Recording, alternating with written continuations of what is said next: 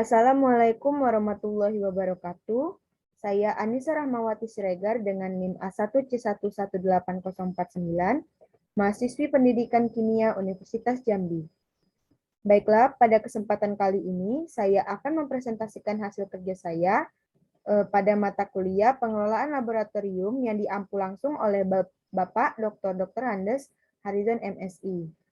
Baiklah, pada tugas kali ini yaitu bagaimana saya selaku kepala laboratorium dalam memanajemen laboratorium yang sudah lengkap namun belum siap pakai. Nah, berikut perintahnya. Beberapa waktu yang lalu, Sekolah SMA Negeri Nomor 13 Bukit Berbunga Kecamatan Kembang Merah mendapat bantuan RKB atau ruang kelas baru yang dikhususkan untuk digunakan sebagai laboratorium, yang dari semula memang sudah didesain dan diperuntukkan sebagai laboratorium IPA, yaitu pada mata pelajaran kimia, fisika, dan juga biologi. Ruang laboratorium yang baru saja dibangun tersebut sudah diresmikan beberapa waktu yang lalu dan siap dipakai. Untuk bantuan alat-alat mobile seperti meja, kursi, lemari, kipas angin, wastafel, papan tulis atau layar, lemari asam, alat pemadam kebakaran, peralatan P3K, dan lain-lainnya telah dahulu datang dan sudah diterima sekolah, tetapi masih menumpuk di gudang sekolah. Begitu juga bantuan alat-alat praktikum serta bahan-bahan praktikum dan keperluan lainnya juga telah jauh dari hari diterima oleh sekolah dan masih menumpuk di gudang sekolah.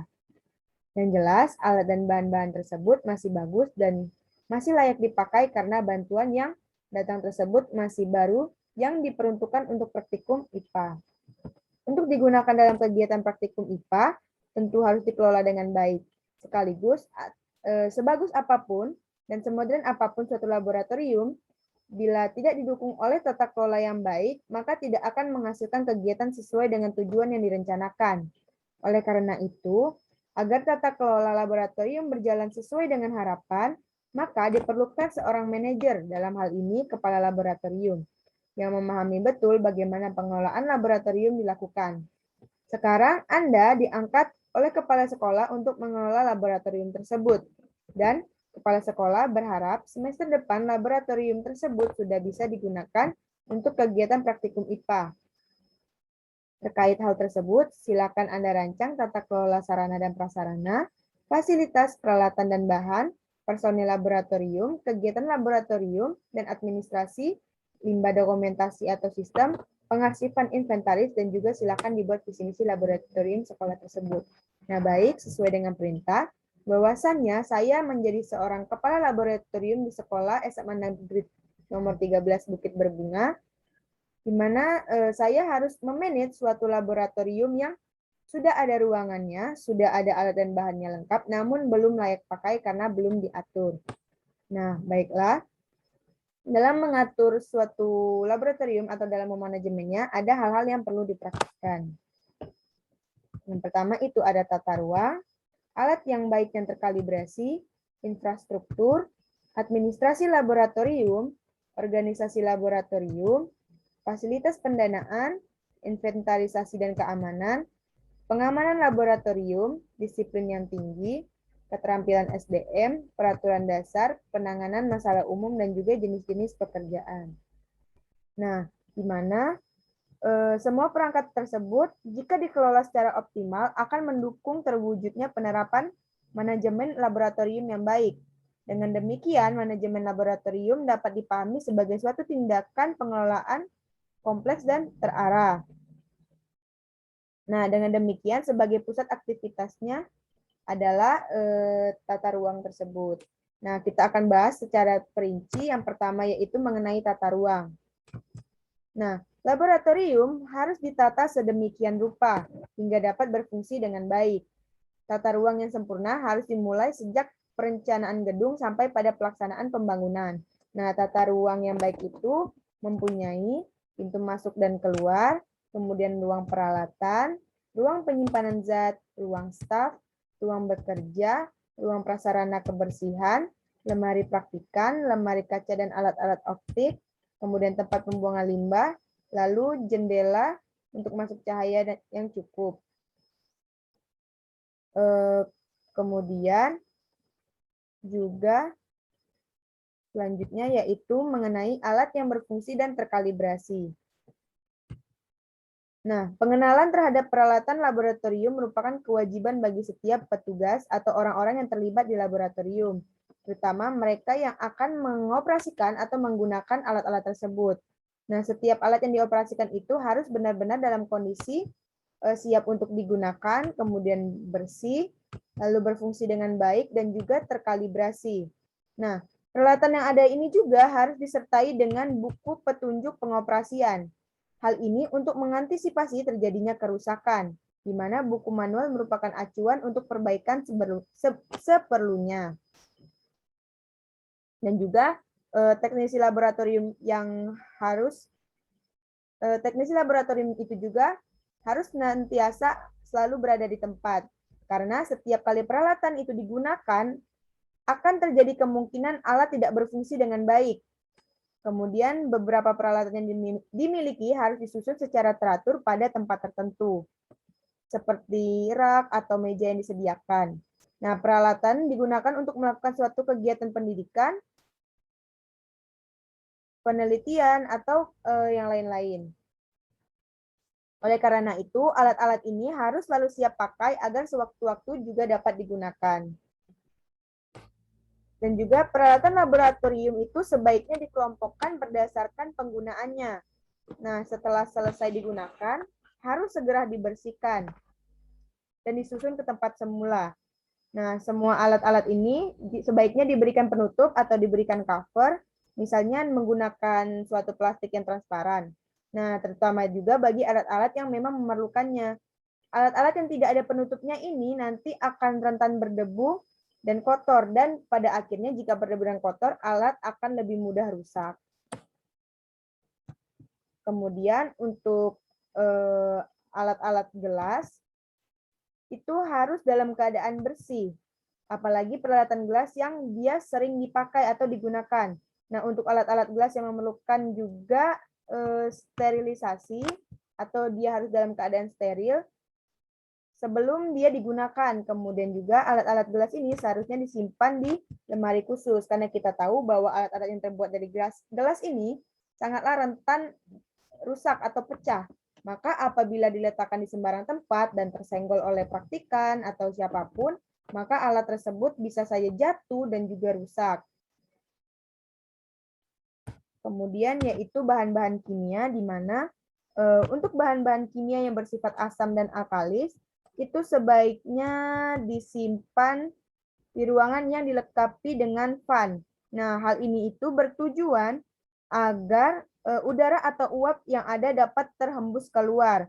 Dan juga untuk bahan-bahan kimia yang tersimpan di dalam botol coklat atau botol yang gelap, tidak boleh langsung terkena sinar matahari dan sebaiknya ditempatkan pada lemari khusus. Selanjutnya yaitu untuk alat-alat optik. Alat-alat optik, nah alat-alat optik seperti mikroskop harus disimpan pada tempat yang kering dan juga tidak lembab.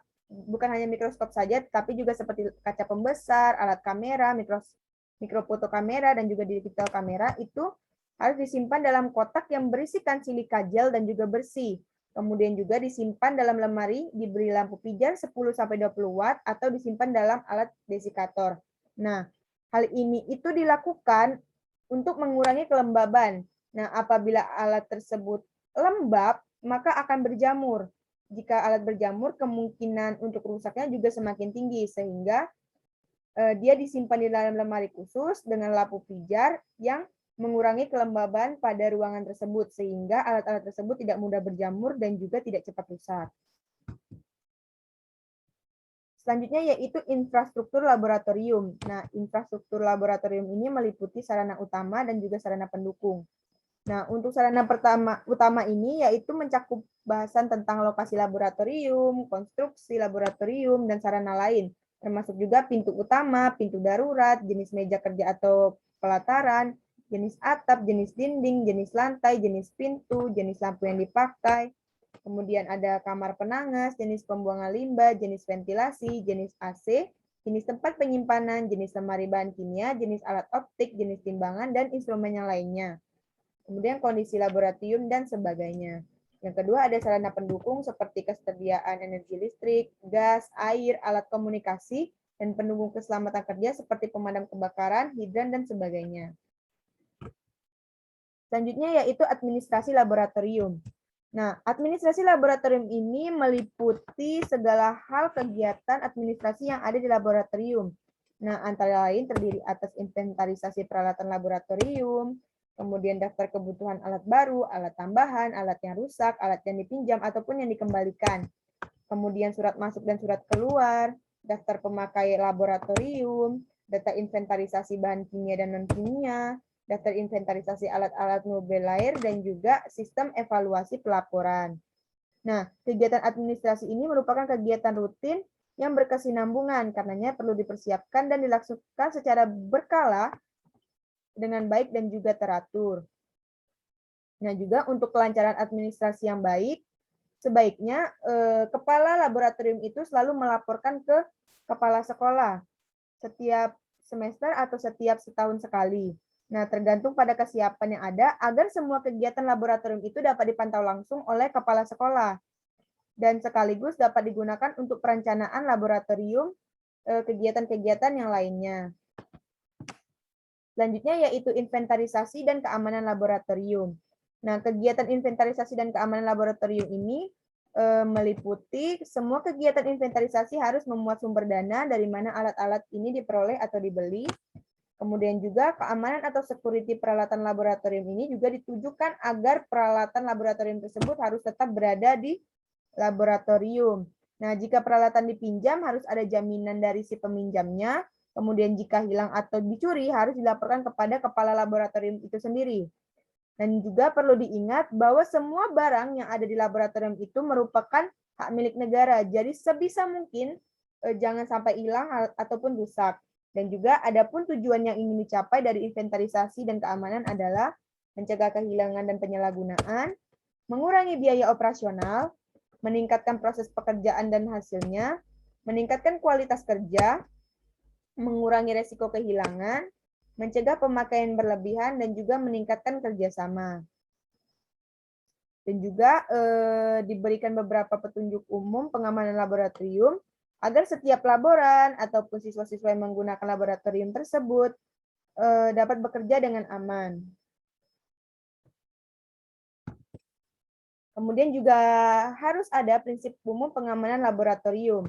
Yang pertama itu ada tanggung jawab, di mana kepala laboratorium, anggota laboratorium, ataupun orang-orang yang terlibat di dalam laboratorium bertanggung jawab penuh atas laboratorium tersebut, di mana bisa saja terjadi kecelakaan pada laboratorium pada saat melakukan praktikum, maka orang-orang yang berada di laboratorium pada saat itu memiliki tanggung jawab yang besar.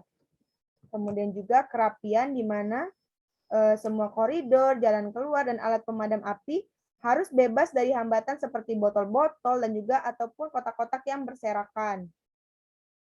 Dan lantainya juga harus bersih dan bebas dari minyak dan air agar praktikan ataupun orang-orang yang sedang menggunakan laboratorium saat itu tidak terpeleset saat melakukan pekerjaannya.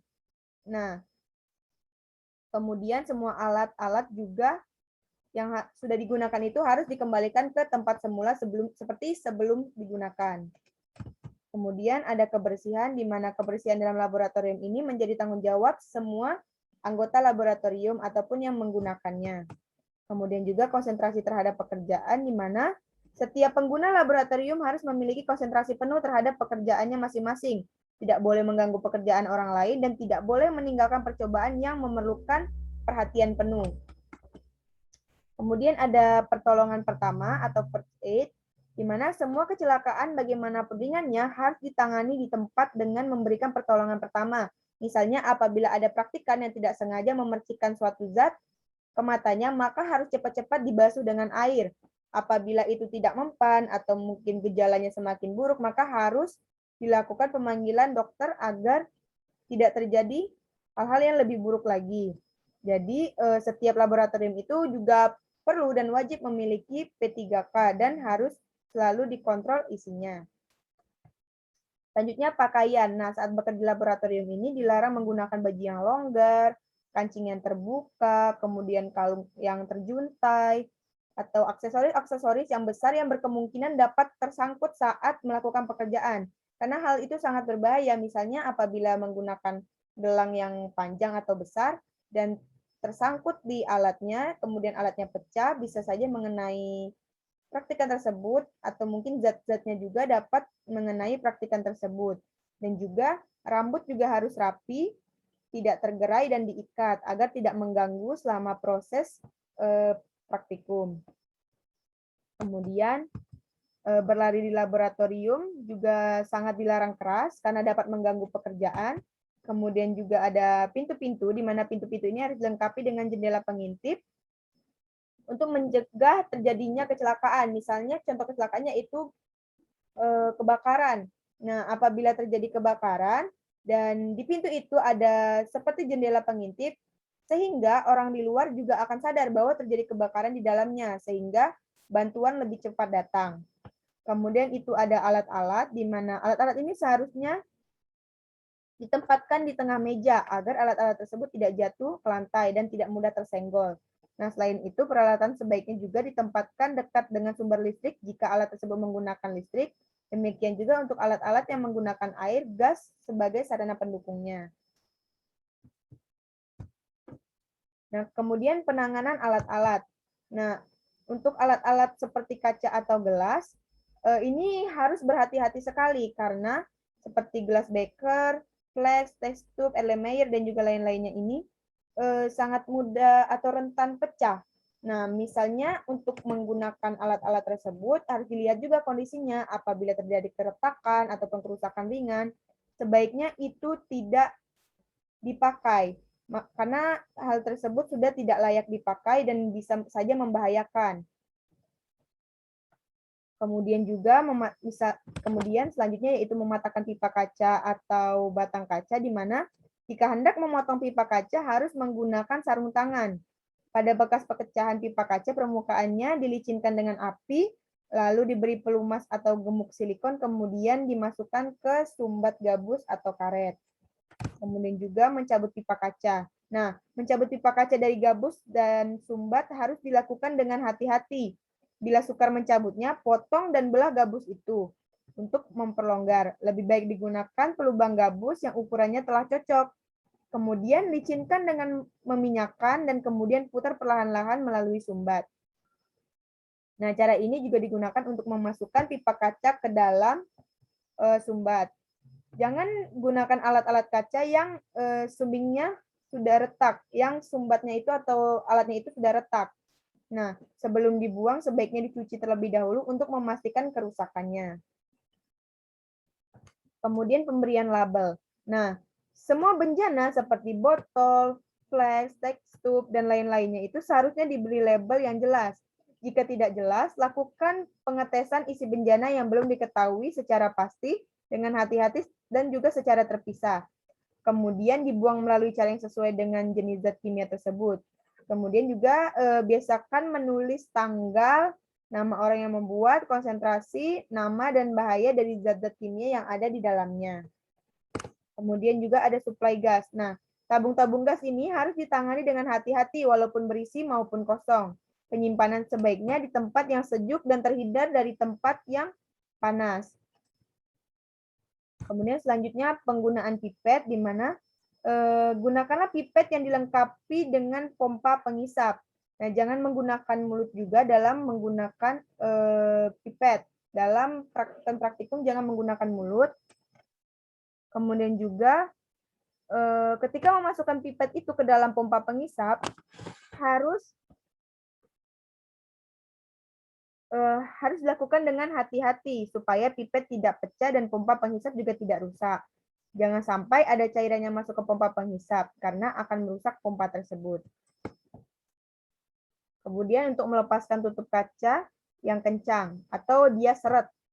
Nah, melepaskan tutup kaca yang kencang dengan cara menggetok berganti-ganti sisi tutup botol yang ketat tersebut dengan sepotong kayu sambil menekannya dengan ibu jari pada sisi yang berlainan atau berlawanan dengan ketokan. Kemudian juga jangan mencoba untuk membuka tutup botolnya secara paksa. Kemudian juga pada kegiatan ini juga harus dilawasi dengan kepala laboratorium.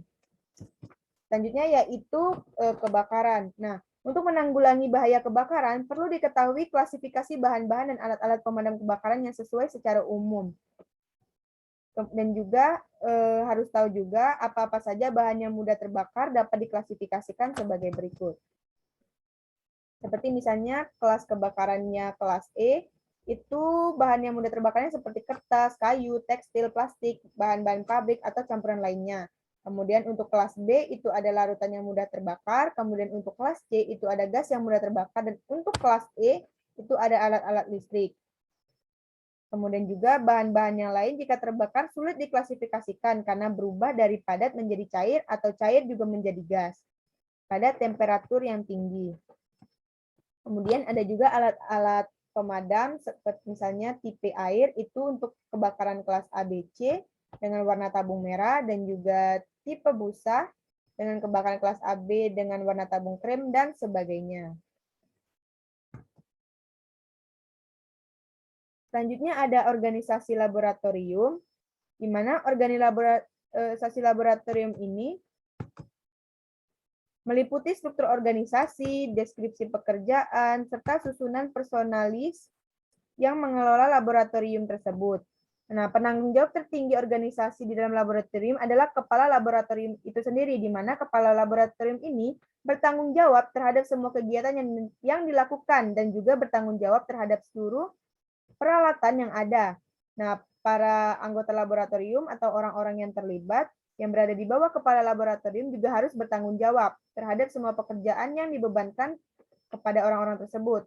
Nah, untuk mengantisipasi dan menangani kerusakan peralatan tersebut, diperlukan teknisi yang memadai. Selanjutnya yaitu fasilitas pendanaan. Nah, ketersediaan dana sangat diperlukan dalam pengoperasian laboratorium. Nah, tanpa adanya dana yang cukup, kegiatan laboratorium itu akan berjalan tersendat-sendat atau tidak lancar. Nah, bahkan mungkin juga tidak dapat beroperasi dengan baik.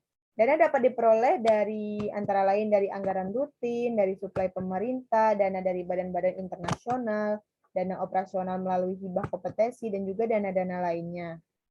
Nah, kegigihan pemimpin atau kepala sekolah dalam memperjuangkan ketersediaan dana ini sangatlah penting. Namun, yang tidak kalah penting ialah kemampuan untuk mengusahakan dana itu sendiri. Misalnya melalui kegiatan penelitian atau lomba-lomba dan layanan masyarakat lainnya. Jika anggaran rutinnya tidak ada, maka kegiatan operasional laboratorium tidak akan tercapai dengan baik. Kemudian selanjutnya yaitu ada disiplin yang tinggi. Nah, pengelola laboratorium ini harus menerapkan disiplin yang tinggi pada seluruh pengguna ataupun orang-orang yang terlibat di laboratorium. Nah, juga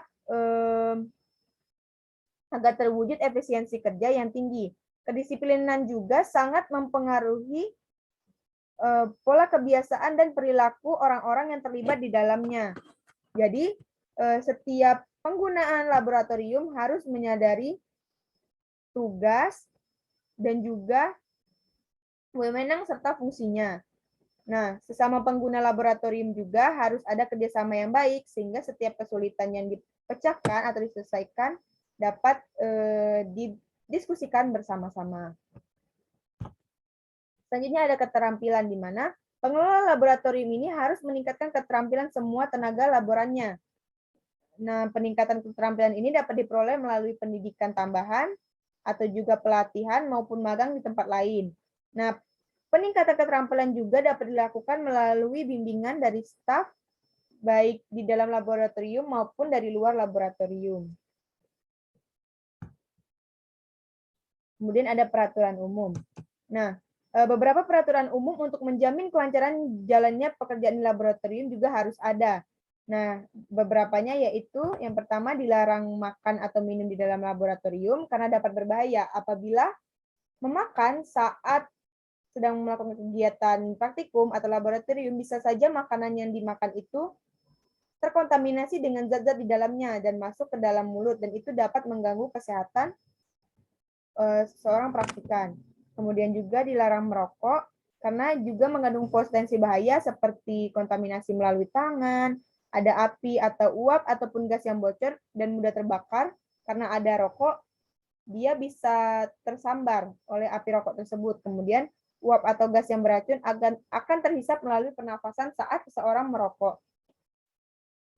Kemudian dilarang meludah, jangan panik menghadapi bahaya kebakaran, gempa, dan sebagainya. Dilarang mencoba peralatan laboratorium tanpa diketahui cara penggunaannya. Diharuskan menulis label yang lengkap terutama pada bahan-bahan kimia. Dilarang menghisap atau menyedot dengan mulut segala bentuk pipet. Dan juga diharuskan memakai baju laboratorium dan juga sarung tangan dan kacamata terutama sewaktu menuangkan bahan-bahan kimia yang berbahaya. Selanjutnya ada penanganan masalah umum. Nah, yang pertama itu adalah mencampurkan zat kimia. Nah, jangan mencampurkan zat kimia tanpa mengetahui sifat reaktifnya. Nah, jika belum tahu, lebih baik tanyakan orang-orang yang lebih kompeten, seperti misalnya kepala laboratorium. Yang kedua, zat-zat baru atau yang kurang diketahui. Nah, demi keamanan, lebih baik berkonsultasi sebelum menggunakan zat-zat kimia yang baru atau yang belum diketahui. Nah, semua zat-zat kimia dapat menimbulkan resiko yang tidak diketahui. Kemudian juga membuang material-material yang berbahaya. Nah, sebelum membuang material-material membahaya ini, harus diketahui resiko yang mungkin terjadi. Karena itu, pastikan bahwa cara pembuangannya tidak menimbulkan bahaya. Jika tidak tahu, maka dapat ditanyakan pada orang-orang yang lebih kompeten dan juga terhadap air buangan dan dari laboratorium. Sebaiknya juga harus ada bak penampungan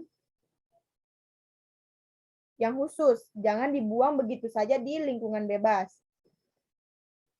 Kemudian yaitu ada tumpahan. Nah, tumpahan asam diencerkan dahulu dengan air dan dinetralkan dengan CaCO3 atau soda, abu dan untuk basa dengan air dan dinetralisir dengan asam encer. Setelah itu dipel dan dipastikan kain pel dari asam atau alkali. Tumpahan minyak harus ditaburi dengan pasir, kemudian disapu dan dimasukkan dalam tong yang terbuat dari logam dan juga ditutup dengan rapat. Yang terakhir,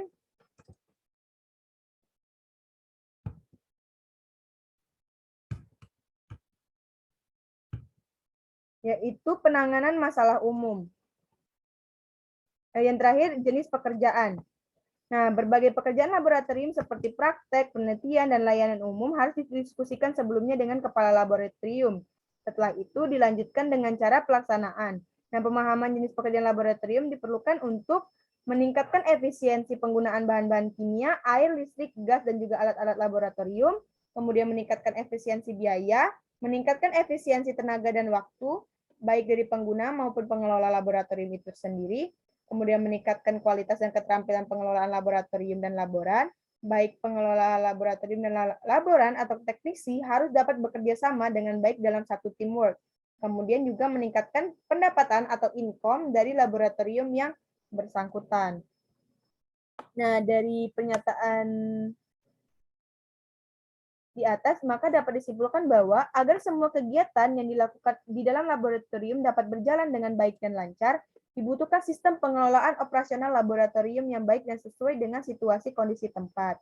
Nah, untuk mencapai hal tersebut, beberapa hal yang telah dijelaskan tadi perlu diperhatikan oleh kepala laboran maupun orang-orang yang berkaitan dengan laboratorium.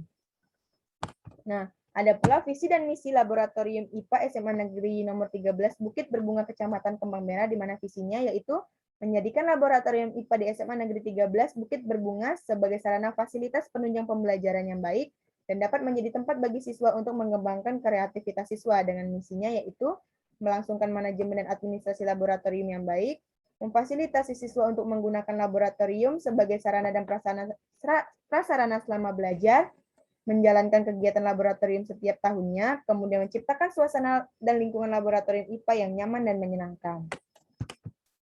Sekian presentasi hasil kerja saya mengenai kepala laboran yang manajemen suatu laboratorium. Jika ada kesalahan ataupun kekurangan, saya mohon maaf sebesar-besarnya. Wassalamualaikum warahmatullahi wabarakatuh.